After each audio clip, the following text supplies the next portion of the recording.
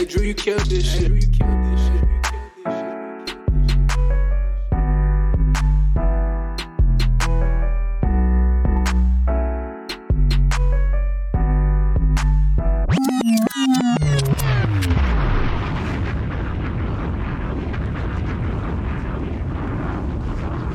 Welcome back, everybody, for another episode in the Four Corners of Wrestling. I am your host, Marshall, Mr. Soulman Simmons. And before we get into it, I'd like for you to like and subscribe to 613 Faye. Let's go ahead and hit that like and subscribe, if you will, and we appreciate you. We're going to go around the square circle, get reacclimated with our folks. In the blue corner, Jose Quavo, Silver Spring. What's up, baby? Quavo. What's going on, You man? know, How's I'm life here. treating you?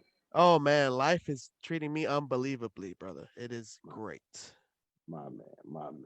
Good to hear, baby. Good that you're here. Glad that you're here with us. You know what I'm saying? Oh, And yeah. back. Guess what? Guess who's back? He done got all healed up. That pectoral was good to go. He done came from the Raptors last week. Made his reappearance. Muscle Man Rell, Silver Corner. Yo, what's good, guys? How you Living feeling, the man? life. Clanging Let's and get banging, going. baby. Huh? I said clanging and baby. I hear you back there racking them weights, baby. I'm with you. How's life treating you, man? Life's good, and life will be better once I'm done torturing y'all. Let's go. Shit, here we go, baby. Here we go. I think somebody else might have something to say about that now. You know what I'm saying? From out the red corner from Flair Country. Woo! Jay Will. What's up, dog? Woo! What up, yo? Good to be back. My man. How's life treating you, dog? Man, life is treating me great, bro. Everything is everything. I know that's right, man. Congratulations on finishing up that school, man. Thank you, brother. Greatly appreciate Shout that, out. man. No problem, man. No problem. And last but not least, my man out the black corner, Mr. PipeBomb, Colin from DC. What's up, baby? Hey, man, how's it going? How's it going? Hey, I'm good, man. How's life treating you, bro? Oh, man, just another day. You know, it's good. It's good out here. Yes, sir. Yes, sir. Living life, loving life, enjoying life. You know what I mean? Yes, sir. All right, fellas. But let's jump right into it. We had a good week of wrestling. We're gonna start off with Monday Night Raw. Just kind of crazy. And I'm gonna go down the card right quick, you know what I'm saying? Just breeze through it, then we're gonna discuss it, all right? So we started off with the matches with Charlotte Flair versus Lacey Evans. Then we had Jeff Hardy versus Jackson Riker, excuse me. Then Jeff earned a double paycheck because he went up against Elias. Then we had a couple of other double paycheck guys with Keith Lee and Sheamus going against The Miz and Morrison. And then once again, Keith Lee and Sheamus earning that double paycheck, getting that bread. Then we had Xavier Woods versus T-Bar, Bobby Lashley versus Matt Riddle, MVP versus Matt Riddle, getting that double paycheck again. Go ahead, Matt Riddle. Then we had AJ versus Drew, and if Drew won, he was in the Rumble. Nia Jax versus Shayna Baszler. Well, Nia Jax and Shayna Baszler, excuse me, versus Mandy Rose and Dana Brooke. And then we ended the night off with Triple H and Randy Orton. So we're gonna start it off in the blue corner with Jose Quavo, man. What you think about Monday Night Raw, man? What did you think? Surprisingly enough, I enjoyed Raw this week. Surprisingly enough. Yeah. But you know who was the main eventer, the showstopper, Who that? the one that like shocked my mind. Who that? That turnbuckle. The MVP of the night. The MVP turnbuckle, of the dog. night. I'm telling you, man. Keith Lee just whipping and I know Morrison. He told him, bro, don't tag me back in for another 4 minutes, please. Man. Just woo. I loved how it came out. It came out great. It kind of made me get more engaged into Raw. You know, I know they can't bring that kind of hype again by breaking another turnbuckle, but at least they got it started out right. You know, of course, the game doing an amazing promo. One thing that I like about the game is that you you don't expect when he comes back out to still have that like same emotion, like to take you all the way back. But seeing him come out with that jacket, it wasn't even in his original digs. He looked like he was about to go into a street fight at the end, and it was just like, yeah, it's gonna be good. So, if you missed Raw, then you missed out. It was a good one this week. Yeah, it was entertaining, and had some aspects. I did enjoy that turnbuckle popping off. Whoever put that on, I hope they still got a job. I hope so. That was crazy. Too. We've seen rings collapse, but that was my first time. I might have missed it. Somebody correct me, put in your comment section, or one of you guys correct me. But that was the first time I've ever seen that. And then for the rest of the night, they were just testing that turnbuckle like, okay, let's see if we can do it again. It became the star of the show. It became the star of the show. So, man, I'm telling you. Counting. And when Triple H came out, like, you could just tell that he missed it. Oh, yeah, even though the fans wasn't there, it was inside the Thunderdome. He still misses being out there. Oh yeah, you can tell he loves doing it for the fans, but also he loves doing it for the sport. The way he kind of elevates the play. The game has been doing this for a while, so seeing where he's able to continue to keep taking it, NXT being his baby, but also being able to come back to Raw and still make it pop like that. I enjoyed Raw this week. I enjoyed it. Cool. All right. Jay Will, Red Corner. What's your feelings on Raw So, this week? Did you catch the turnbuckle, man? bro, I called the turnbuckle, but let me just say that Keith Lee fight. I made it. I think I made it very clear. I am not a fan of the tag team or the one with him and Shane. Oh, the tag. No, him as a character as a whole. I don't like Keith Lee.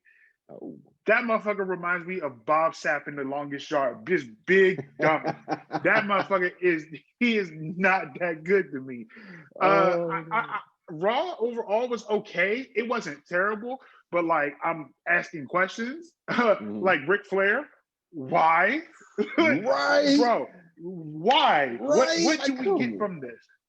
Like, bro, like what do we get from this? I'm not. And it's your daughter. Like, you know what I'm saying? It's your daughter. I don't get it. I did enjoy the AJ Styles fight though. Like that might have been the best match of all of Raw. AJ Styles, heel, a face, everyone enjoys him. Like you can't, it's hard to find a thing that I dislike about AJ Styles. Great fight that night, but the Keith Lee and Sheamus, the tag match, the turnbuckle, hilarious. But their match too, I was just like, okay. I didn't need this tonight, but Raw was not terrible. Last week I did not enjoy Raw at all. This week I felt a little differently. Honestly, it was a decent show this week. Okay. Yeah, that Keith Lee, I'm becoming, a fan of him a little bit. He did that backflip off the top rope last week. That was crazy. Him pulling this double duty this week, like that turnbuckle, man, that just popped in my head. And shout out to Morrison for selling that thing, because when they went to commercial, I sat back and I said, if Morrison is in the ring, I'm booing. And they came back from commercial. Morrison was still on the outside of the ring, holding his back like, Keith Lee, I am not messing with you, bro. And I just fell out on the floor laughing. That was great to me. Just great work by Morrison. Colin from DC, Mr. PipeBomb. What was your thoughts on Raw? I mean, I don't know. It's like I'm in the middle between like weird and garbage. like a lot of that shit just didn't make any sense. I think they had a lot of issues with some of the timing and some of the camera work. The one thing, like for example, I think it was Jay Will. Jay Will was talking about Ric Flair, and it didn't make any sense. No, it made perfect sense. Charlotte for years. Ric Flair, used to manage Charlotte or walk down the aisle with Charlotte. For years, if something went wrong, Charlotte would, belittle him and talk trash to him and slap him and treat him like he's a child. She did that for a good, I think there was like a year-long run where she did that damn near every week. So it's kind of like just desserts. It's like finally Rick is kind of giving Charlotte a taste of her own medicine after kind of like all these years. Even last week when he accidentally cost her the match. She yelled in his face. She said, "Get out of here! What are you doing here? Get out of here!" When she was the one who asked him to come down during the Legends, Legends night. So she deserved that shit. She deserved all that shit. And Lacey Evans, is playing the it's just the right place, right time. And her tweets was hilarious too, by the way. Her Daddy tweets or was something like hilarious. that. Thanks, Daddy. Thanks, Daddy. Like it was. I did not like Lacey Evans at all. I didn't understand why she was called up from NXT at the time because she's very, very green. But she's really come a long way, and I could see that she's the type of like the look and everything. Like Vince would push somebody like her. Now, in terms of the weird, like Triple H and Orton's promo, I thought was left a little bit to be desired. Like the thing that set Hunter off was a shot of his the manhood thing. Like he said, what his balls is in Stephanie's purse or whatever. I think in a box that's a pretty good line, but the problem is that hasn't affected Triple H. I don't know, dude, since maybe like 2008, 2009. Like back in the day, I don't know if you guys remember the run up for Daniel Bryan's run. Like he would do that. He would try to antagonize Triple H into a match, and he would say that, hey, you hit like a girl. Stephanie hits harder than you. Blah, blah, blah. He talked a lot of shit. That suit made you soft. Exactly. That shit didn't phase him. Becky Lynch on her run up to fight Ronda Rousey, when I guess she wasn't being cleared or authorized to fight Rousey. She said the exact same thing. He laughed that shit off both times like it was nothing. So why magically now that affected him? That didn't make sense to me. If he had said as a husband, and you guys are boyfriends or whatever, as a man, if he said, if you don't fight me tonight, I'm gonna fight, I'm gonna find Stephanie and I'm gonna punch her head off. That's something, you know what I'm saying? That's something like, okay, what the fuck? You know what I'm saying? That's something to kind of get him to go. And again, that's with something wrong with the timing. There were times when Lacey won the match. Instead of showing like Rick and Lacey celebrating, they immediately went to commercial break. That was they went to a highlight, something highlighting Jeff and Elias. That was really ridiculous. Keith Lee and Sheamus was a tag team. They were all happy and celebrating. They immediately went to commercial break. They came back, and then all of a sudden they were in the middle of fighting the shit out of each other. Yeah, I was like, what happened? Like, what the fuck happened? It didn't make any sense. There was no, they were just cutting things out, or they were coming back from it too late. It didn't make a lot of sense. And then the last two things is just two dumbass things that made no sense. Keith Lee coming up to Triple H and saying, hey, I got your back. If you need me, I can go out there and fight Orton. He's not, Triple H is Triple H. He's the game. He don't need you. He don't need you to defend him. First off, Triple H is not 70. Orton is not gonna fight fucking Vader in 1992, 1993. Triple H it'll be all right. And then the last thing, I always pick up the stupid little lines that people say because it either blows me or lights me up. Basically, I think Samoa Joe said, this is the most dangerous Randy Orton has ever been. Oh, really? Legend killer Randy Orton wasn't dangerous? Orton, who punted Vince McMahon and Shane and Stephanie back in the day, back in 2008, that wasn't a more dangerous Randy Orton? That's how you call it, statistic or sadistic? Exactly. But it's kind of like you just don't. My thing is, don't talk shit just to say shit. Like really know what you're talking about. So yeah, long story short, it was weird. It was weird to trash. The matches weren't that great. So yeah. Well, that's why we're here, to have this nice debate and agree to disagree. There were some good spots, and then there was some BS spots. Another entertaining spot for me was MVP. MVP is just, to me, he's just great. And that match with him and Riddle, he didn't care that he lost. He just like, yeah, you might have, won this, but we won the war. We still gonna beat you up every time we see you, punk. So MVP, shout out to man, and still shout out to Matt Riddle for getting that double paycheck. Actually, all right, real quick. I didn't mean to cut you off, Marshall. There was this thing, and I know I'm gonna fuck it up. There was this thing. Maybe Raw Talk and Talking Smack is so intriguing, and something happened. I'm gonna fuck it up. R-Truth was there. He was hosting, and MVP and Bobby Lashley was out there. Yeah, right. And then he basically was like, I don't know how it happened or transpired, but long story short, Truth was like, just said to them, he was like, y'all don't like eating nuts? Right. And then y'all look like y'all can eat a sack of nuts all day or something like that. And then Lashley was like, let's beat him up. And then it was so hilarious. I actually feel like MVP broke kayfabe there. Yeah, I think I so. feel like it because he jacked R-Truth up and was like, yo, you apologize. Watch who you talking to. Right. You know what I mean? Like, yeah, there's certain things you can say, but then sometimes, hey, man, you take a little too far. Pause. You know, exactly. Exactly. You know what I'm saying? Like, I'm a grown-ass man. Like, come on. Hey, R-Truth apologize too. You're right, but the crazy thing is like I guess what raw talk, whatever, is very interesting because, like, for example, kind of to your point, R-Truth is so ridiculous that he gets pretty much almost everybody's a great character. So Shayna Baszler, who obviously, you know, is supposed to just be, you know, this machine, she can't stop from laughing because he constantly says ridiculous things. So, you know, raw talk is sometimes more interesting than an entire 3-hour show of Raw. And it's all thanks to R-Truth. Shout out to R-Truth. All right, moving on to the next show of the week. We had AEW. Okay. And I'm gonna run down this card right quick. All right. We had Darby Allin, the champion, versus Brian Cage, their champion, as Taz calls it. All right. We had Serena Deeb versus Tay Conti, as I want to say.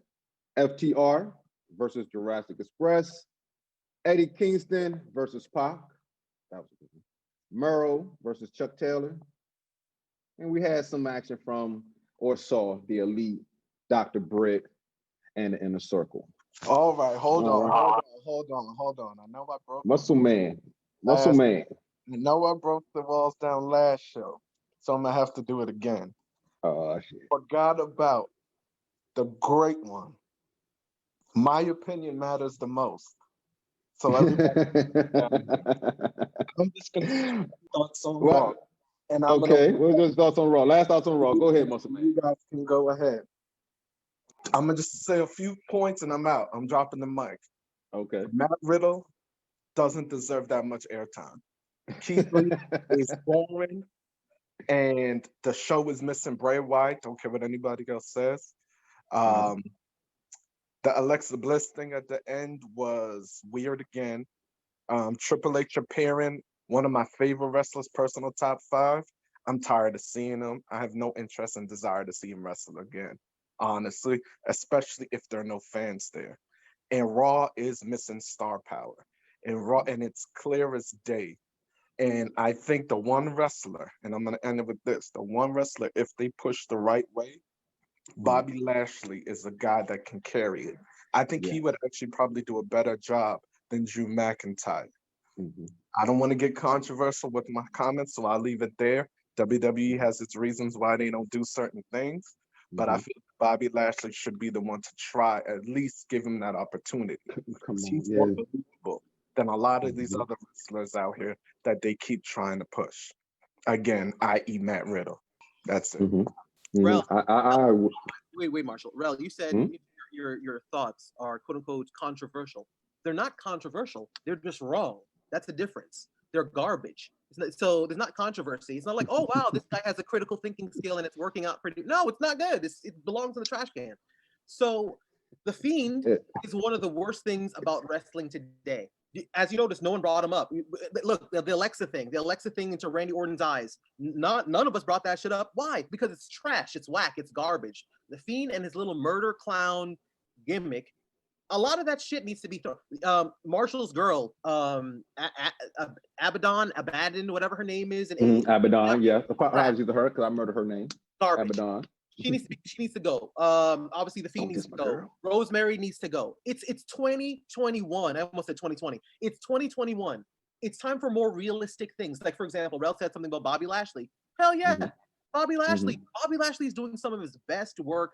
Excuse me, rewind that. Some of the best work, not his best work. Some of the best work in the business right now. Bobby Lashley should be, he should be world champion. He deserves it more than Drew McIntyre.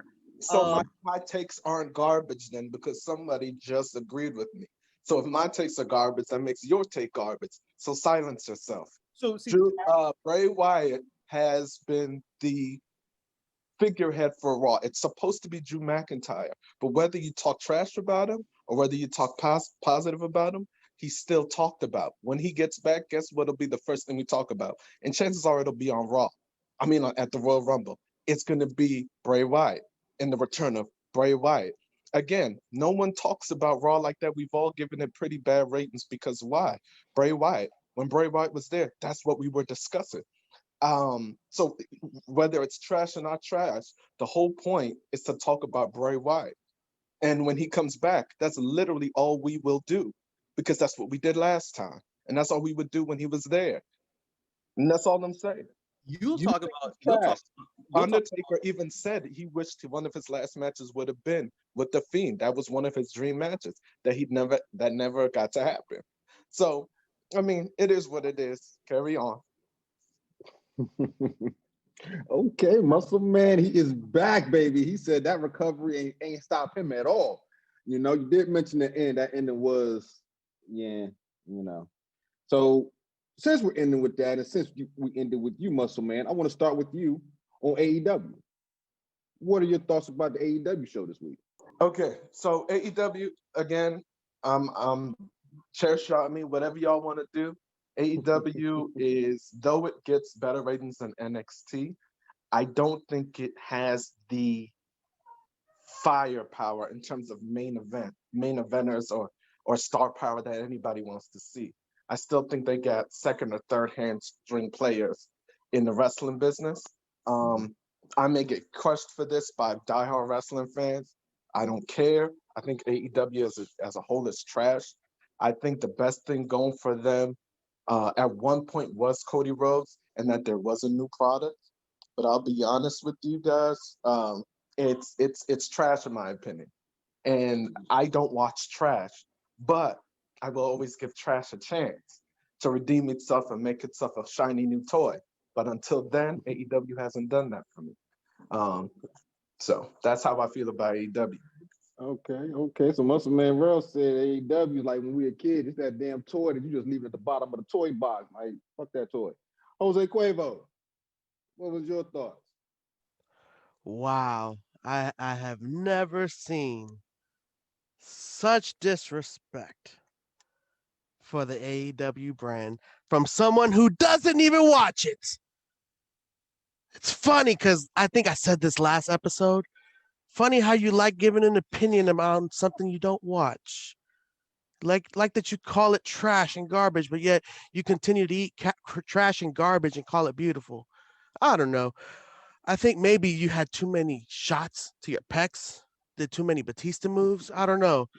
Maybe you've been taking too many power bombs and maybe you did one too many botch kicks. Could be. I don't know. But maybe you need to watch a match, bro. You need to watch a match, bro. AEW's promos on that alone are better than the promos that WWE is giving out right now. Impact's promos are better than that. And Impact ain't even that great. Okay, so what was your thoughts about AEW, Jose? Give me your thoughts of the show, the rundown, the ticket. See, you got to understand AEW right Mhm. now is not focusing on the obvious. The same thing that you guys said was the problem. They're focusing on building up one star, and that's ridiculous, right? We're building up Roman Reigns for what? When you can showcase so many other stars. If you look at all the matches overall, all the matches are actually worth watching. Okay. Jay Will, what are your thoughts? So watching Dynamite this week was fairly entertaining. I still say that Sting needs to retire. You're old, bro. This is done. It's done for me. I like Darby Allin. I think he's great. He puts on good matches for a little man. His match this week was pretty good, but Sting there, just simply being there, doesn't do anything for me. The Eddie Kingston match, solid match. I thoroughly enjoyed that. He sells great. When I watched it, when I really like sat down and watched his match this week and watched some of his past matches, I thoroughly enjoyed him. But overall, like Dynamite this week was pretty just okay. Nothing stood out to me. Nothing made me super excited for it. No, overall, it was just okay. It was okay this week. Okay. Colin? You know, Rel said he doesn't watch trash, but he thinks the Fiend is interesting. So according to that logic, I'm sure that if somebody were to take, a giant shit in the middle of the ring and then paint clown makeup on it, I'm sure he would think that is interesting too. But that's another story altogether. We'll move past that. You know, Kingston versus Pac was an intense match. It was it was very interesting. It was very hard hitting up until the point where Kingston. It looked like Kingston really hurt himself. He messed up his shoulder. But they definitely have a lot of really good chemistry. I wasn't familiar. And he's an intense character. I like Kingston. He's an intense character. And then even this version of of Pac or whatever. It's crazy because, like, obviously he didn't get that chance, that attention as Neville back in the WWE. So for him, so he's the bastard and he's intense and he's he's just out, he's just out for blood. It's very fascinating. It's very fascinating, and I think this dude is going to be a star. So, or he is a star already, and that's somebody who can AEW can really get behind. Jungle Boy and Marco Stunt versus FTR. It was a good match, but I cannot fucking take Marco Stunt seriously. I think he needs to, start a division or get into a division with Hornswoggle, and they could fight it out for the title. I just don't take that fucking guy seriously. It's kind of crazy. Jungle Boy was the big man of that tag team, and FTR had to kind of back off a little bit because Jungle Boy got in the ring to stand up with Marco Stunt, and I'm like. This nigga's like 100 pounds himself. What is he gonna do? So you have to really suspend your belief with a lot of these guys. The Tay Conti versus Serena Deeb match was actually a really good match. It's really crazy that they both were under the WWE umbrella probably a year ago, and now they're gone. They both have a lot of potential. Tay Conti, she has that Brazilian Jiu-Jitsu black belt. I think she's beautiful. I think that could have gone. Like we lost PipeBomb. Yeah, what is PipeBomb? I'm hacking into his PipeBomb. This shit's done. It's garbage. I don't like Darby Allin at all. At all. That dude is lame. Jay Will said Darby did great. That nigga got thrown around the ring for 95% of the match. So I don't know what did he do that was so great. He just got his ass beat a lot. I mean, he did his little coffin drop onto the stairs. That was cool. But I don't take him like that. The thing is, and maybe this is me being kind of ridiculous, but he's too little. He is too little to be believable. He's 170 pounds. At least with somebody like Benoit or Eddie Guerrero or whatever, they were like 210, 215, 220, 225. The nigga is 170 pounds. I weigh more than him. I can't take him seriously. And then he's all angsty. He's all angsty. He sits in the corner like Raven, and it's like, I've been fighting bullies like this all my life. I've been fighting bullies. Were you disrespecting the flock, the leader of the flock? Oh no, Raven? no. Raven's okay. great. Raven's great. Darby Allin's garbage. I agree. No. You agree because you copy me. You agree. You know what I mean? But I agree with you that he's garbage for a main eventer or a higher skew feud. As a cruiserweight, I think he would be good. And I think that's the difference between AEW and the big leagues. No offense to AEW. No, all offense to AEW. Is that they rely on cruiserweights to carry them the whole way, which is why, just dropping a little pipe, I don't like CM Punk. All right, carry on, AEW. Well, it's crazy. Wait, no, sorry, no, damn that. So Colin, if people know, people have heard Colin say it. He is a huge fan of the big wrestlers. His favorite wrestler of all time was Hulk Hogan, Mr. Roid Rage. Like, come on now, you really want to sit here and take the nonsense from a guy who only wants to see dudes like Bobby Lashley, who honestly just looks like a Batman villain. Like, he's literally just a black Batman villain inside. He only wants to see that. But yet we have to appreciate these dudes who honestly would be cruiserweights in other companies who are still doing good matches. Right now, I just have a problem with Sting's involvement in it, but Darby puts on very good matches. Like, he is able to take on these bigger guys to sell a story of the fact that he has to fight bullies. Like, that is a great selling point for a character, and he does very well in his matches. He gets thrown around, but that's what that's what happens with an underdog. I would say, who doesn't love an underdog story? Exactly. I like it when it's not Darby Allin or any of these guys that don't matter. I mean, all these guys don't matter. And again, I'm coming from a different standpoint because I think if all the AEW is trash. So none of it is believable to me. Darby Allin, again, I like the kid as a wrestler. I think if he were doing lower class work, and lower class, I mean cruiserweight, doing something there, he would shine. And you can still shine as a cruiserweight. And that's the difference between wrestling now and wrestling then, is that back then you could still shine, Rey Mysterio, all these other guys. But guys like this, they have to put them to the top. And that literally gives evidence to why I said AEW just doesn't have big time players, because they're relying on wrestlers weighing 170 pounds soaking wet to carry a storyline, to carry their product. All right, let me just backtrack again. Mr. Royd Rage of our show, Rell, wants to bring up again the size difference. You want to see somebody who's jacked. Go ahead and just say it for what it is. I don't need to see someone who's jacked. No, but we could have argued Chris Benoit, Chris Jericho size. No, those guys are but no, minimum. no, but Chris Jericho and Chris Benoit for sure were jacked back in the day. The only difference is literally height is where you're making this argument. But if we want to talk about muscle mass, that's what you guys are looking for. No, I'm talking about all around. I'm talking about all around size. I'm not talking about Bobby Lashley. I mean, hell, Matt Morgan was massive and he was trash to me. I'm just talking about overall. Be something. Be two something. You can't be 170 just coming out the pool and weighing that much to carry something. You can't. I'm talking about in it being believable. It's not believable. It is just no. That's not What? cool because I can Ridiculous. I can seriously bring back old school wrestlers. I can bring back old school wrestlers who have a valid argument where their size did not really matter, and then they weren't roided up, they weren't bulky. Do I need to bring up 1, 2, 3 Kid? Do I need to bring up X-Pac? This ain't the old school episode, but I can make it very clear that you can depend on wrestlers like Darby Allin for great matches. If that's what you're seriously just looking for, someone that's jacked. No, I'm not looking for someone's jacked. I'm just looking for someone that's believable. Darby Allin is not believable in that type of in that type of card.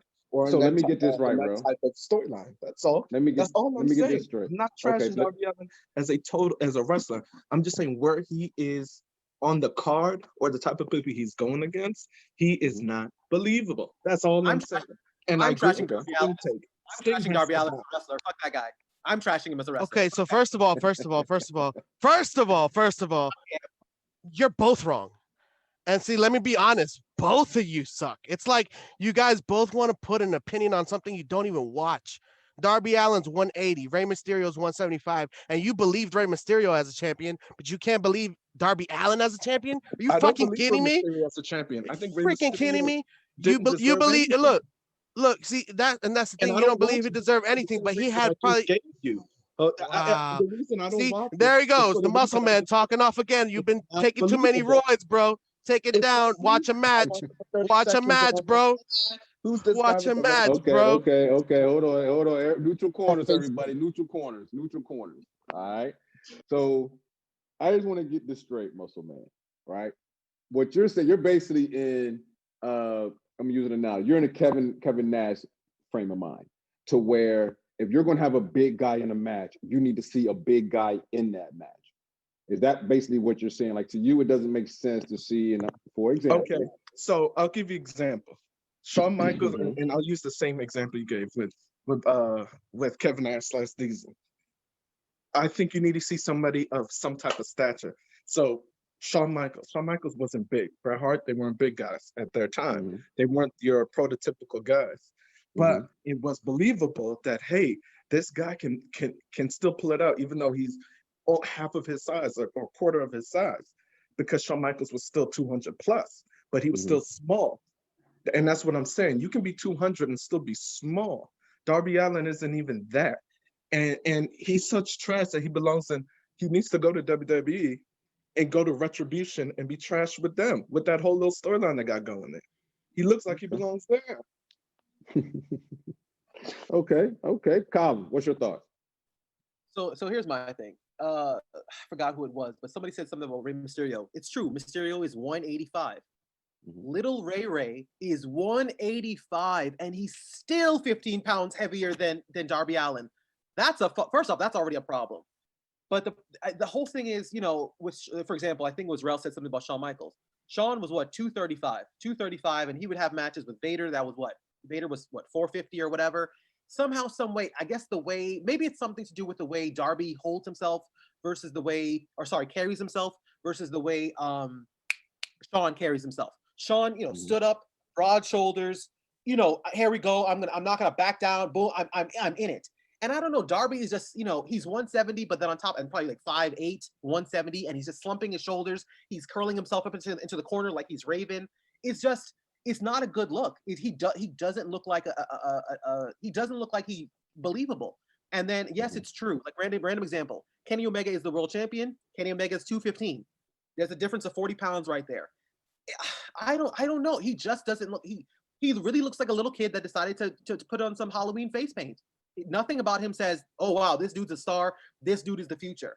You know, if he was in the cruiserweight division, maybe he had that opportunity to pop. Like for example, Neville is damn near almost his size. Neville carries himself like he's a world champion or a potential world champion. Darby Allin doesn't with his stupid little skateboard. Fuck that guy. Okay.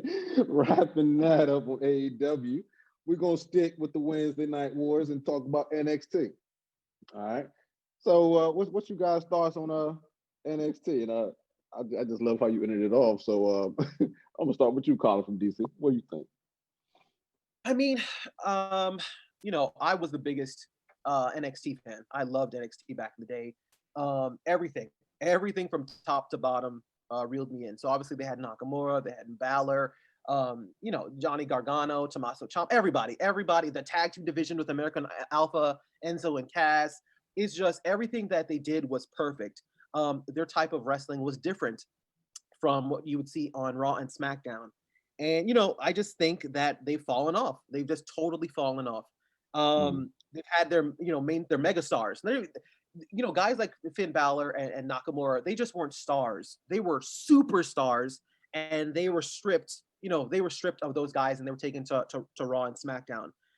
But guys like Ricochet and Aleister Black could still be there, and they need to help, like, kind of really rebuild that that roster with, you know, people that aren't doing anything on the other main rosters. But at the same time, they have an issue with the guys that are currently there. So you should bring back guys like Ricochet and Aleister Black, but you got guys like Johnny Gargano and Tommaso Ciampa essentially stuck doing nothing. They're just treading their wheels. So that's a serious problem. I know they brought back Ember Moon, which is a good start. I know they brought back Finn Balor, but they still need a hell of a lot more people there. The Undisputed Era feels limited. You know, a year ago, a year and a half, 2 years ago, they were fresh, they were interesting. Now they're stuck. You know, they're just retrying. They're just doing the same thing over and over again. They already won the Dusty Rhodes Classic, and guess what happened? They're right back again in the Dusty Rhodes Classic. So it's a waste of time.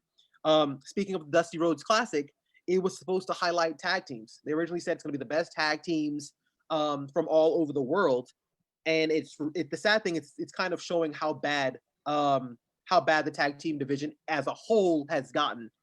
They even had to take 3 tag teams from NXT UK to try and, you know, put into the NXT tag team roster to put into the tournament to, you know, try and fill things out. It's really bad. But the one thing I'll say is this. I love Cameron Grimes. Cameron Grimes, I don't know if you guys, he's such a jackass. I think he's supposed to be like from Louisiana or whatever. And the way he's like, I'm Cameron Grimes. And then he just, you know, talks a lot of shit or whatever. He's hilarious to me. He might have a little spark of something of some type of potential, but the problem is, like I said, it's like it's I don't know what's wrong. I don't know if it's been the pandemic. I don't know if it's, like I said, they've taken away so many people and then done nothing with them. I don't know if they're kind of boxed in with they're limited with what they're able to do, but it's not fresh. It's not interesting. Even you got somebody like Pete Dunne. Pete Dunne 2 years ago was so special. And it's kind of like he's just been stagnant. I really don't know. I really don't know what's going to happen. I really don't know what they're going to do, because it's true. Pete Dunne was a beast, and like Now, he barely won matches here and there. He's kind of menacing, but then he ends up losing a number one contenders match. And then, it's I don't know. It's really tough. Okay. We're gonna skip Muscle Man Rell. We're gonna go to Jose. Jose, what you think about, your thoughts, NXT? I like NXT. I feel like they did a better show this week. Um, I didn't watch it for the main things that like most people would expect to watch it for. Mhm. I think one thing that impressed me a lot was the match with Blackheart and LeRae. That was Mhm. fairly good. I enjoyed it, because they are risk takers. I enjoy watching that. And I think the fans really enjoyed that. I hope they did. If they didn't, it is what it is. But the Grizzly Young Veterans, they put on a decent match. I gotta admit that I would rate it like a B. I would rate it like a B. It was decent to watch. I enjoyed watching it. It kept a decent pace. Okay. Johnny Gargano versus Loomis. Mhm. I kind of spaced out there. Although Loomis is a very unique talent. I do got to give him that, and it's obvious that the WWE does want to push him. But I feel like character-wise, they still need to work with him a little bit. I don't know what it is. It's something that it just doesn't captivate me in a way. Mhm. But yeah, overall, everything else was pretty good. Um, I enjoyed it enough that it was a good show, but the way that the Undisputed Era versus Brazango came out. I'll be honest with you, I was never a fan of da da da da da da da. What? Dog, I love doing that at the house shows, man. What you talking about? I, What I you don't. I talking mean, about? I Especially when you get it. I drunk and get it. shit. I get it. I What? get it. But I feel like I'd have to have a few shots in me to want to do that, right? I'd have Oh, to you definitely gotta crack have a few shots crack in you, two let me beers tell open and go in, the you. Stone Cold style, right? No, but overall, that match was actually pretty good. I like the Mhm. chemistry there. Those four guys in the ring, I feel like together they really provided something that took the show to another level. Mhm. And that it just kind of like woke me back up, and it was like, oh, let me actually start watching again. Okay. Mhm. Okay. We're gonna skip Muscle Man Rell again because he left me hanging on the bench. You know what I'm saying? I had to rack that shit myself. So Jay Will, what's your thoughts on NXT? So NXT this week to me was a much better show than what I got from Raw. I Mhm. thoroughly enjoyed. I think that, like with Colin, I agree with my problem with the tag team division, but the Undisputed Era match was good for me. I really enjoyed the in-ring action, the drama happening on the outside, and the finish of the match was reminds me of some really good old school Shawn Michaels match when dude jumps off the top rope and gets the super kick right at that right moment. Sheldon That's Benjamin. Yes, that is 100% like perfect finish for especially when you're going to end it with a super kick. Like it needs to Mhm. be one of those out of nowhere moments. NXT is to me is they're really developing. Like they're getting their roster back because they with the shift over that we had. We need they're building it up, but I do see a lot coming out of Zia Lee. She's currently my favorite NXT Mhm. wrestler right now that I would definitely I'm keeping my eye on a whole lot more. But this week for sure, NXT provided me way more entertainment than Raw this week. Okay, cool deal. And that's gonna wrap up our NXT talk. Like I said, we're gonna skip Muscle Man Rell, man. Don't be leave me hanging on the bench like that no more, man. That's rude. All right, getting to SmackDown. SmackDown was pretty interesting to me. All right, it was all right. It was all right. The card, started off with Jay Uso talking smack, and then him and Shinsuke Nakamura had a match. My man Shinsuke, you know. Then we had Natalia versus Liv Morgan. Then we had King Corbin versus Rey Mysterio. Then we had the Premier Bailey show, Ding Dong Hello. And her first guest, was the sexy Bianca Belair. Then we had a great match with Cesaro and Daniel Bryan, solid match. Then we had Apollo Crews versus Sami Zayn. And then we end the show off with the tribal chief, Roman Reigns, Adam Pearce, and Kevin Owens being named as his opponent at the Royal Rumble. All right. So we're gonna go around the square circle because I liked it. I like Shinsuke. You know what I'm saying? Jay finally put the name out there, Bloodline. He finally put it out there. Jay Will, what you think about that? So I have some huge problems with SmackDown this week. Let's talk about. I'm going to get the Roman Reigns thing out the way. If you honestly did not think that this was going to happen, where they were going to put Kevin Owens against Roman Reigns, if you didn't think this was going to happen, you owe me $5 because it was too easily predictable. It was so predictable. I called it a mile away. And right now, I'm going to just be the one to say it. I am tired of this feud. It is exhausting. Yeah, I want to see Shinsuke. I wanted to see Shinsuke. That wouldn't have made sense to me, but I mean, but it's not it for this isn't it for me. I'm tired of this feud. I'm over this feud. I want it to be over. I'm enjoying Roman, but the feud itself is dry for me.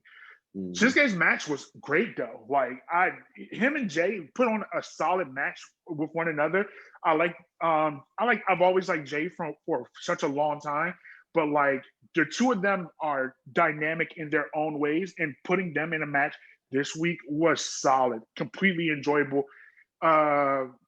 Daniel Bryan's match was great this week, solid finish with it. I've been a fan of Daniel Bryan's for a while too. I think that not Raw, but SmackDown this week was a good show. The end with KO and Roman, it ruined it for me. It honestly ruined it for me. It was just like, okay, we all saw this coming. Stevie Wonder could have seen this. Ray Charles could have seen this coming. It was expected from us, from WWE. But I overall enjoyed SmackDown. Okay. Yeah, it was like, that's Cesaro, Daniel Bryan match. And congratulations to Cesaro getting that win over DB first time ever. You know what I mean? Colin, what you think about SmackDown? So once I heard Shinsuke Nakamura's old Rising Sun theme song, nigga, that's a wrap. That's automatically the best show. I turned that shit right off. It's the best show. It's the best show of the week, of the year. Game the fuck over. That's it. They haven't played that song in 3 years. It's that's my all-time favorite fucking song. So it was already the greatest thing of all time to me. But as we move on, Jay's promo skills annoy the hell out of me. He blows. I can't stand it. I can't stand the way that motherfucker talks. He does too much. Jay and Nakamura had a really good match. That roll through into the Kinshasa was disgusting. Reigns had this quick 45-second thing with Apollo backstage, and I think Roman Reigns doing that, like that little 45-second little thing with him and saying, hey, stay, you'll learn something here. He did that. 45 seconds is probably the most important thing that anyone's ever done for Apollo Crews' career. That is a rub from probably the best in the business, Roman Reigns. The fact that they're together, Reigns is taking an interest in Apollo. That is huge for Apollo Crews' career. So he's no longer, hey guys, I'm happy just to be here. I'm smiling. Oh, I'm just here to compete. Oh wow, okay, well hey, let's have great little matches. Now here we go. Here's a story. Here's something interesting. Daniel Bryan and Cesaro was a great match. It's very fascinating because Daniel Bryan is putting everyone over right now. I don't know if you guys remember, but he put Jay over into the run up to Survivor Series. Jay beat him clean. Daniel Bryan wasn't even on the card. I think he was on in a dark match, so that was pretty crazy.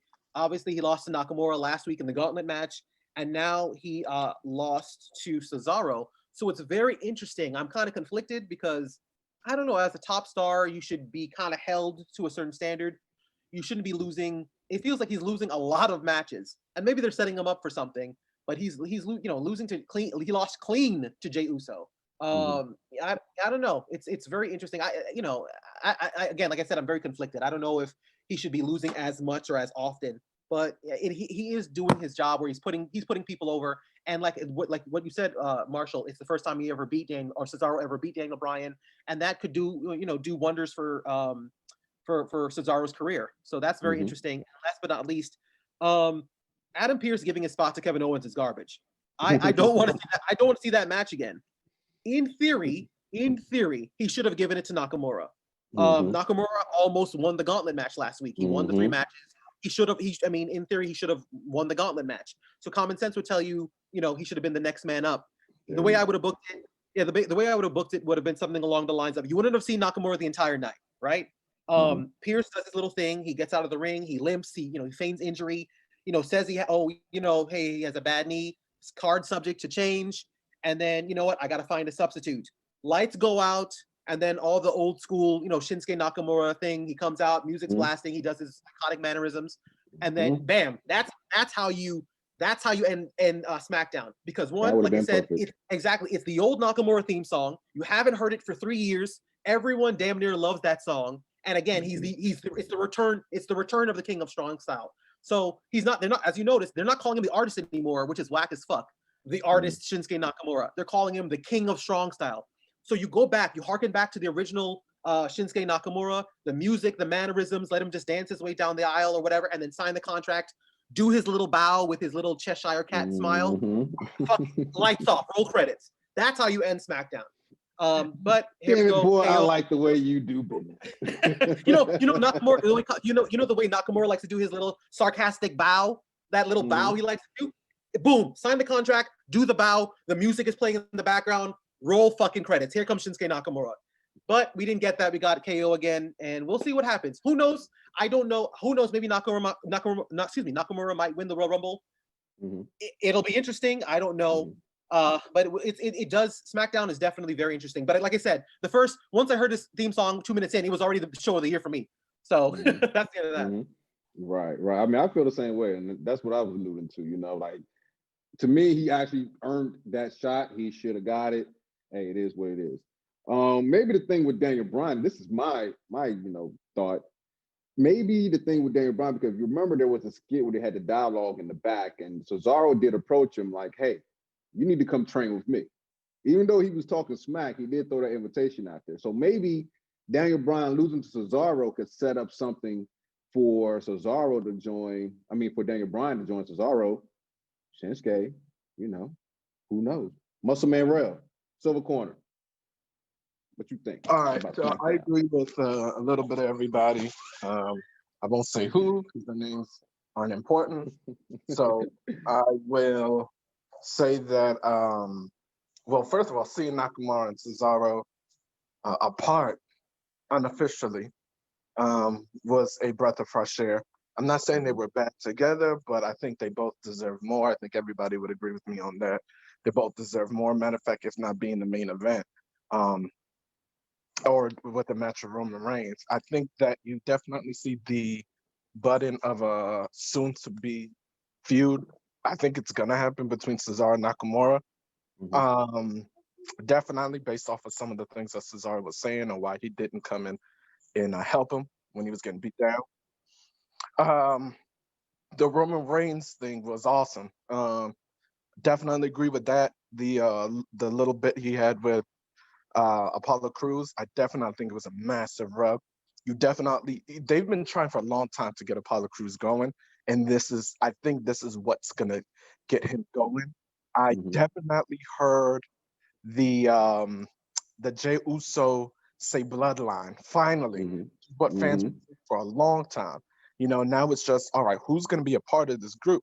Will it be Apollo Crews be a part of the group? But not because of bloodline, but unofficially, because a little bit of, I don't know too much about it, but that's how The Rock became cousins, quote unquote, was because of bloodline, a pact that his grandfather had with the Wild Samoans, I believe it was, back then. And they pretty much accepted the Mavias as family. Same with the Rocky Johnson, because Rocky Johnson was with them. And so that's how that whole thing came to fruition between The Rock, the Johnson family, Mavia family, and how do you say their name? Anoa'i family. So not get me disrespecting them. Sorry, but I think that's where that whole thing's gonna come in with Apollo Crews. I hope. At least I hope that's where it leads to, with Apollo Crews joining them through that and them explaining that part of their culture Mhm. with WWE. So I definitely think that was a big rub for Apollo. Mhm. I hate the Kevin Owens thing. I think it's played out. I liked it for the first feud, maybe the second. I think it's whack. It's played out. Kevin Owens has ran his course. I still think he's a superstar. Just the feud of the Roman Reigns has ran its course. Mhm. I think they need to move on. I agree with the Nakamura choice, and I can go with the Cesaro. I think Cesaro should have been a world champion or at least close to it several times now since he's been in. So I think it again, I liked SmackDown because of the potential things that can happen from here on out of what they showed us. I think I heard about the Daniel Bryan, and I think the reason why he's losing so much is because he even said himself he wants to give back. So he wants Mhm. to put people over as much as he can before because he knows he's going to be a part timer. So he's trying to put people over as they did him, um, because he's just a part timer. Other people need that spotlight. So that's he said that's essentially him doing his job on his way out. Mhm. So that's pretty much my whole view on SmackDown. Again, I do hate the way someone said it. I hate the way Jay Uso talks on the mic. He doesn't have bad mic skills. I just think, and no disrespect to the Simons, but I think just the oos over and over. Like you can talk without saying that all the time. Like I think people get annoyed by that. And I think other than that, he actually has pretty good mic skills, Mhm. and him and his brother. And Mhm. again, like I said, I can't wait till his brother comes back because I think this whole thing with Roman Reigns is going to get bigger and bigger, and they actually have a long-term um, thing going with him. And I want to see Mhm. what they'll do with Seth Rollins because people forget Seth Rollins is out and he's coming back to SmackDown. Mhm. Unless they move in the Raw, but he's coming back to SmackDown. They're not just going to sweep him under the rug. What are they going to do with Seth Rollins? So that's Mhm. something that we all have to remember. Okay. Okay. Okay. Yeah, it could be just a speech pattern. Jose Quavo, blue corner. What you think? I enjoyed SmackDown. I enjoyed SmackDown, but I actually, surprisingly enough, agree with Rell on that one. Yeah, I think Jay. I don't know what it is with his mic skills. I guess it may be that he's trying to get into a different character, or he's just out of the box. But yeah, just something's missing. You know what I mean? Maybe Jimmy was the one that was creating more of the promos, and he was more of the worker because that match was actually good. I Mhm. enjoyed it. Um, the Heyman with Pierce promos going throughout the night, which was entertaining for me. I enjoyed it. But I feel like it built up to something that overall didn't give me a good payout. Mhm. Because had it gone the way I expected it to, you would see Nakamura versus Reigns. Um, and I mean, I don't know how I feel about that, but I'll come back to it in a second. Liv Morgan versus Natalia. Natalia, I have never been a huge fan, but I like what she did in her match. I feel like she's changing or she's trying to transform, and I can see that difference. Street Profits promo, I was like, I wasn't a huge fan of it. Um, Mhm. but I enjoyed how the Rey Mysterio, King Corbin, and Rey Mysterio Jr.'s Dominant. Ray, all that tied in and made it interesting to Mhm. watch. It was pretty Mhm. good. The Mhm. Belair promo. Oh my lord, the Belair and Bailey, Ding Dong, hello. That was Mhm. hilarious. And That's that's funny as why shit, right? it was hilarious. I mean, Belair, the way that she comes in, the way that Bailey tells her, "Hey, don't forget to ring on the doorbell." It's the little things that really capture a Like, who fan's. is it? You know who it is. And then she takes her seat. She's sitting in her seat. Right. Bailey's feeling all blown. They go to the clip where she's beating Belair, and Mhm. and so that dialogue between them, the back and forth. I was like, wow, well, maybe I really want to start watching this a lot more. And I know that as you go, you start seeing the way that they, like you said, the promo, the one with Cesaro and DB. I Mhm. thought that was hilarious, and I think Cesaro did a fairly good job with that. Mhm. I know he's not known for being amazing at it, but he actually does a pretty good job on the mic. Mhm. Um, in the ring, Cesaro. here's one thing that I know for a fact, he's made it look better. I personally, it just something about the way that Daniel does certain moves with certain wrestlers. If they're too bulky, it looks weird. Um, but with Cesaro, the flow kept going. Mm-hmm. The fact that the Cesaro's man very athletic. was leaking, he was gushing Mm-hmm. from his dome and still won the Big. match and kept Mm-hmm. it going. These are the kind of stuff that really captures the audience and makes it at least look good. You get what I'm Mm-hmm. saying? At least if it looked Mm-hmm. good, at least maybe we can give the fans something worth watching. Mm-hmm. The promo at the end, Reigns, I didn't know he'd go out of his shows. And then I didn't think at the end he would make it interesting by actually whispering something to Cruz that now it's like, oh, what did he say to him? I Mm-hmm. didn't hear it. I didn't miss it. And it's like, okay, I like what they're doing with Reigns. Like I said, projected wise, he's doing exactly what they're doing. He's following the game plan. And so now it's like SmackDown's coming out from the end and it's trying to, really keep our attention. So I'm enjoying it. Okay. Okay. Yeah, it was like I said, enjoyable. Cesaro A plus match, man. Like they didn't do a whole cut thing like when Randy got cut, saying on Monday. Like he kept on going, finished that thing, and I like that authenticity. You know what I mean? Wrestler, hey, bleeding the hard way, hey, still get it in. And yeah, like Apollo Crews, like let's think about this. Last time Paul Heyman talked to somebody like that was Big E. And Big E got a title now. So it's going to be very interesting to see, yes, where they go with Apollo Crews. All right. So moving on to Impact, and we're going to open the ring up. Like I said, it's Royal Rumble season. So we're going to open the ring up, And did anybody watch it? Anybody out there watch it? Open. Who wants the hot tag? There's no hot take on Impact because it's trash. Right along with AEW. Let's move on. Oh man. Okay.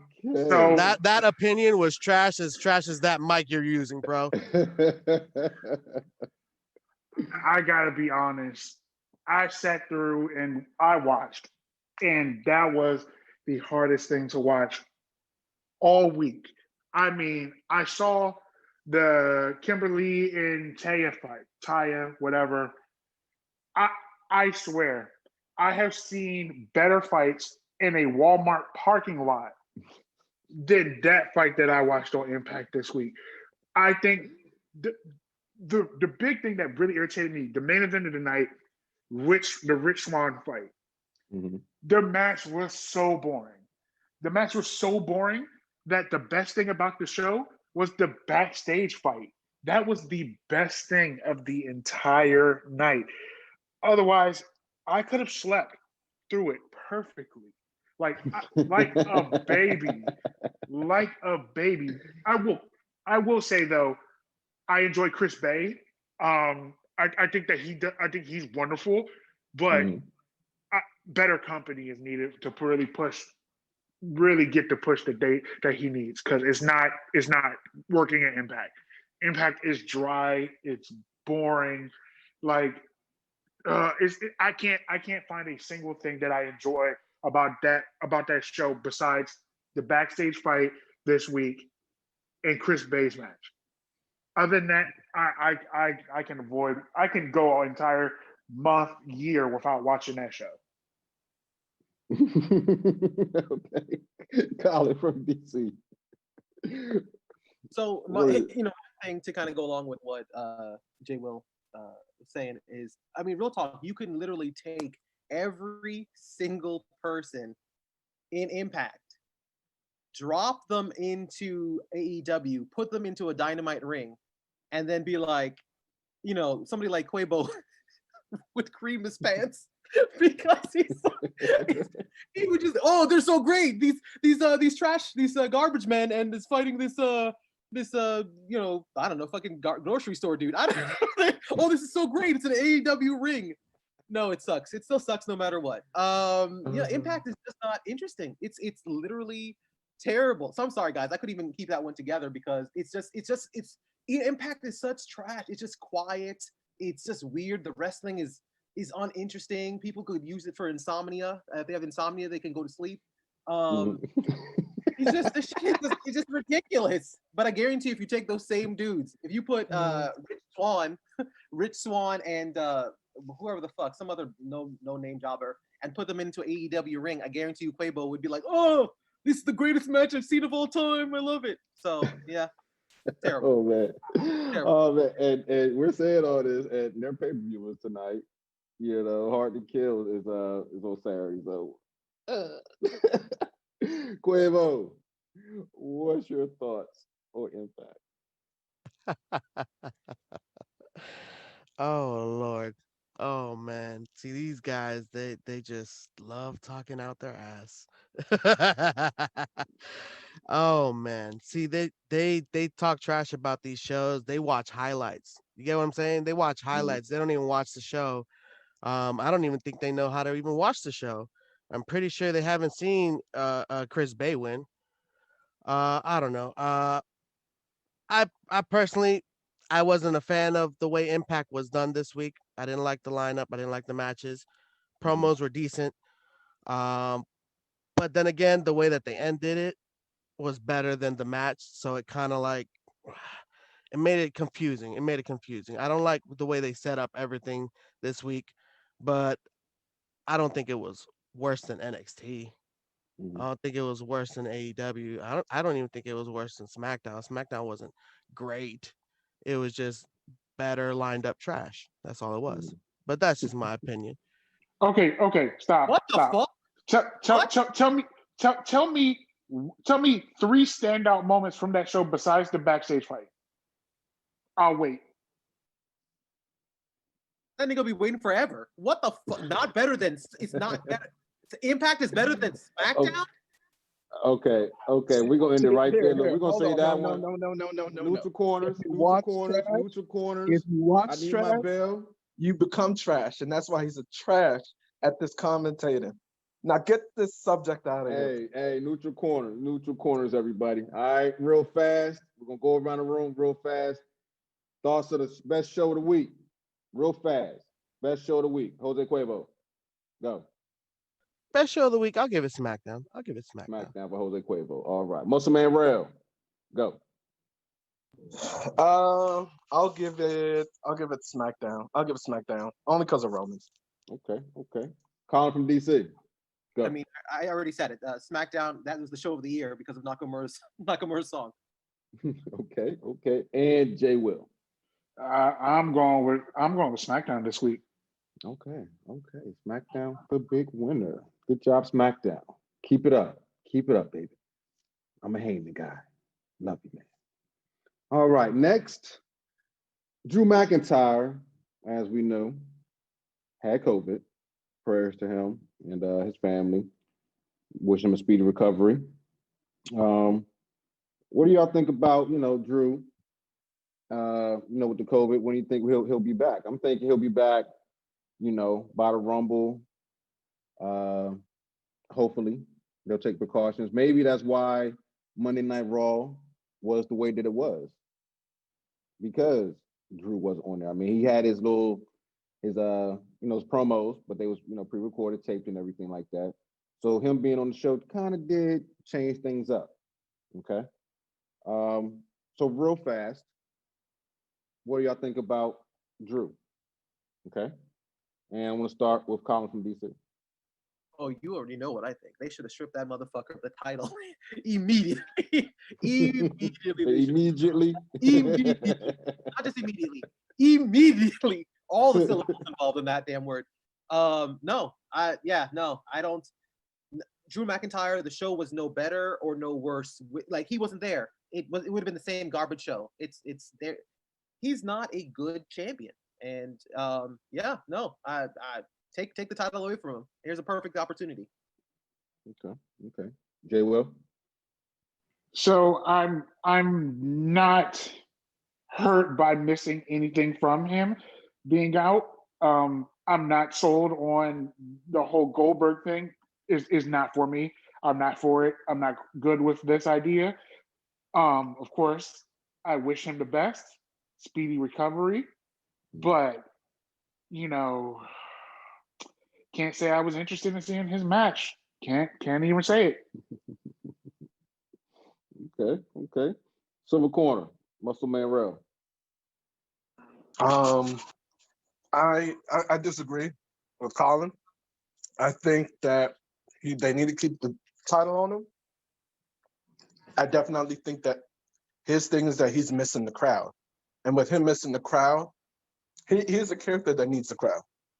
And so I think him being gone, I think the only thing with him being gone, and I again wish him a speedy recovery, but it'll save us from that Goldberg match because I don't think anybody cares to see that match at all. So if him being gone for that long, and I pray he's healthy while he's gone, but they're doing it just to be sure, if it saves us from that match, then hell, I'm cool with it. Mm-hmm. But he's a guy that still I think is a believable champion. So Okay. Yeah, we will see. Jose, Quavo. Yeah, I like I told you, man. I miss the Drew Galloway. I'm not a huge fan of McIntyre. And I agree with the pipe con immediately. Immediately. I definitely agree with that pipe bomb. Like that is for sure 100% immediately gone by. But it is what it is. I do wish him speedy recovery. At the end of the day, we hope for the best, and that's all I can say. Okay.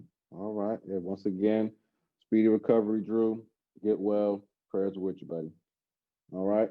So speaking of the COVID, y'all know that there's been some contract news and things that have been going on. So real quick, real brief, I want to go around the room, go around the square circle, and get y'all thoughts on these contract renewals. Okay. So I want to start with Colin from DC. I mean, I'm not too sure of the specifics of, who's running out and when they're running out or whatever. But it's a capitalist society, and it's always good to have more places. There you go, more places to go. That kind of was the downfall of the WWF at the time, when WCW went out of business. You didn't have more places for people to kind of like, what I think what's the word called? I guess hone their craft or show their craft or whatever. You had a choice between WWF, WCW, and ECW. You didn't have to go to WWF; it wasn't a monopoly. But actually, a quick correlation, and it's you guys. I hopefully you guys will get this. Back in the day, there was two games. There was Madden and there was NFL 2K. And NFL 2K was one of the greatest football games of all time. I think the funny thing is they only had it. I think the game cost only $19.99. It was better than Madden. That was $59.99. Madden realized, oh shit, that the competition is better than us. We have to do something in order to take them out of the game.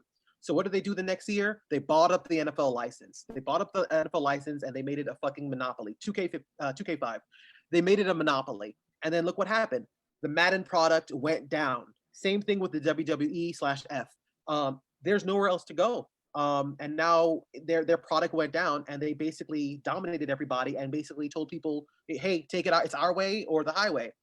Now with things like AEW, it's a good thing. Hey, there's other people to go out. They don't have to be caught up in the bullshit of the WWE. They have other places to go. And it's good for them. Good for them.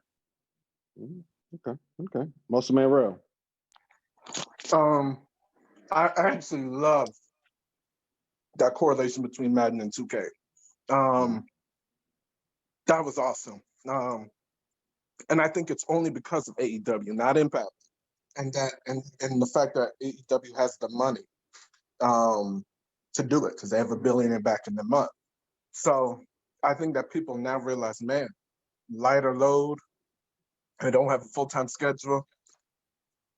I have options, and I think it'll be good for AEW. And when those guys do, I don't know too much of who and who, but I do know that it's big enough news that, and it's probably big enough names that it made the news to that extent. So I think it'll be good for AEW because that's probably exactly where they're gonna go because that's the direct competition. And I know AEW wanted to move.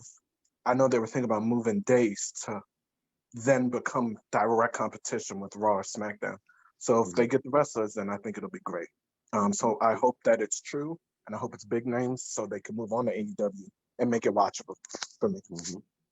Okay. Yeah. Hey, people that leave they do go and become stars somewhere else. So, good luck to them and we wish them well. Get all that money you can. And that, ladies and gentlemen, wraps up our show for today. Y'all fellas have fun today? Yes, sir. Yes, sir. All right, all right. Oh yeah. All right, all right. Muscle Man Rell, how about you, man? You have fun today, man? I always do. I always do. My man. All right. This has been a 613 Faye production. And don't forget, check out our boys, Tony Cash, Gaming Pad Podcast, Thursdays at 11 on 6 Faye 13. Don't forget to subscribe. Don't forget to like. Don't forget to share. I am your host, Marshall Mr. Soul Simmons. And don't forget, ladies and gentlemen, don't try this shit at home. Leave it to the professionals.